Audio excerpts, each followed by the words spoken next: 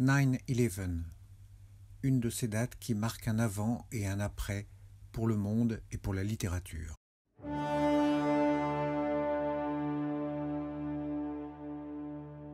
L'attentat du 11 septembre a interpellé un certain nombre de romanciers américains.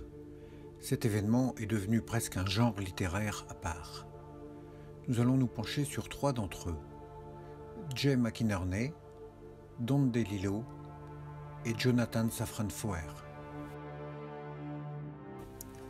Comme l'affirme Ian McEwan, la réalité américaine dépasse l'imagination et certains auteurs s'y plongent pour faire revivre chacun à sa manière le chaos. Jay McInerney a créé une œuvre mordante et satirique. Il a étudié avec Raymond Carver, travaillé au New Yorker. Ami de Bret Easton Ellis, il impose d'emblée son ton désabusé et grinçant en publiant en 1984 Oiseaux de nuit. Dans ce récit culte typique des années 80, il offre une vision désenchantée de la jeunesse dorée new-yorkaise.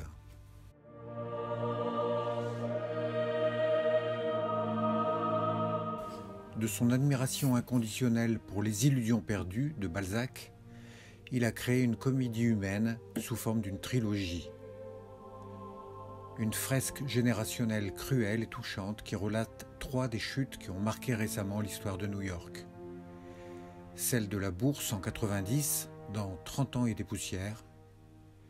Celle des 2 tours et du 11 septembre, dans La belle vie.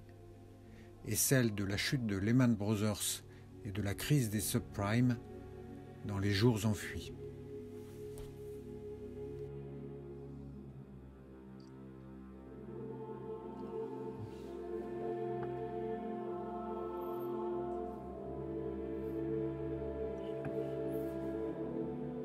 Donald Richard DeLillo est né dans le Bronx en 1936 de parents immigrés italiens originaires des Abruzzes. C'est un des écrivains américains les plus influents et les plus commentés. C'est aussi l'écrivain des foules, celui des mouvements des villes.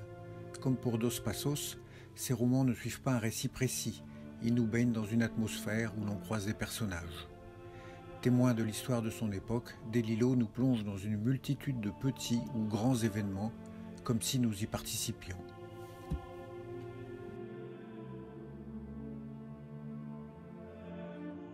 Il a publié une quinzaine de romans, dont Mao 2 en 1993, Outre-monde en 1999, Cosmopolis en 2003, L'homme qui tombe en 2008, Point Oméga en 2010, et 0K en 2017.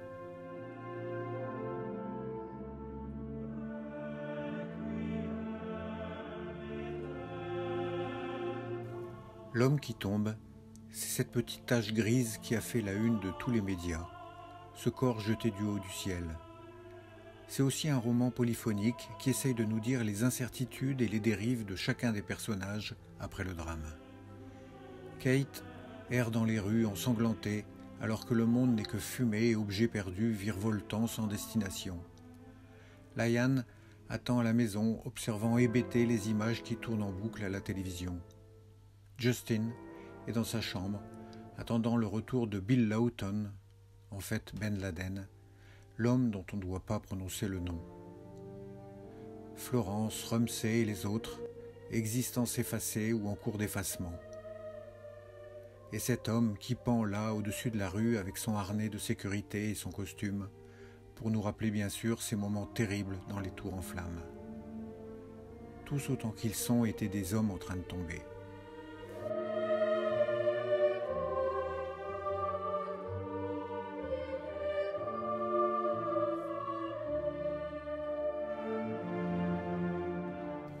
Don DeLillo, dans ce texte magistral, pose 2 questions. Dans un monde où la réalité est celle du 11 septembre, quelle place reste-t-il à l'humain et quelle place reste-t-il au roman ?